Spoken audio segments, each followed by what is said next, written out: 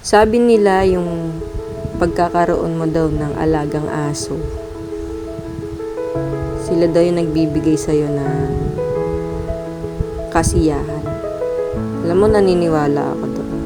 Kasi since bata pa kami, talagang mahilig na kami sa mga aso.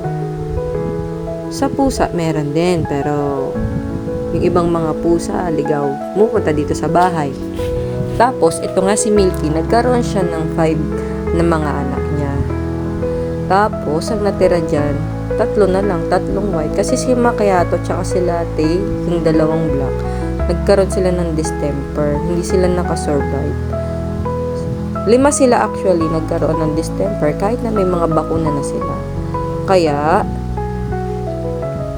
make sure natin na complete sila ng vaccine.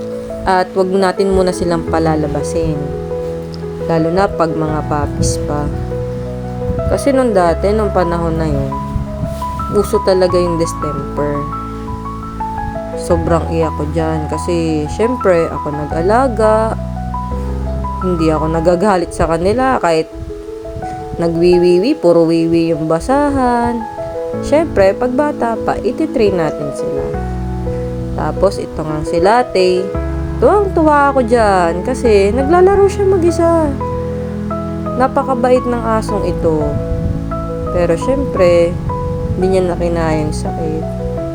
At siguro, sabi ng Diyos kuhain ko na lang muna yung alaga mo, ha? Ako nang bahala sa kanila. Sa ngayon, meron akong 12 dogs pa. Super healthy naman at syempre updated talaga dapat yung mga vaccine. At pag mag-aalaga tayo ng dogs, dapat responsable din tayo na mga owner nila o kanilang mga taga-alaga.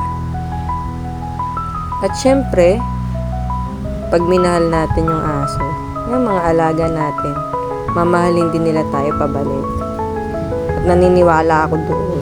Kahit na minsan, binibigyan nila tayo ng stress, sila din naman yung dahilan kaya nawawala yung stress natin.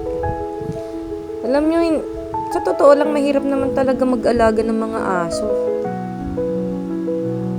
Pero dahil kami naman ay responsible na dog owner, syempre ibibigay namin yung mga pangangailangan nila. Dito kompleto pa sila. Tuwang-tuwa kami dito kasi 5 months old na sila dito turning 5 na. Kasi minsan hindi naman natin alam, nakakawala yung mga alaga natin. Yan. Tinuturuan ko sila dyan mag-sit. Sabi ko, sit lang sila. Tapos, ito na lang yung natira. Mga anak, huwag kayong matakot. Vaccine day nyo ngayon. Birthday nila yan. 8-in-1 at anti-rabies. Kaya, mahalin natin yung ating mga Huwag aso. manginginig ha. Dahil sa kanila, tayo lang ang mahal na mahal nila.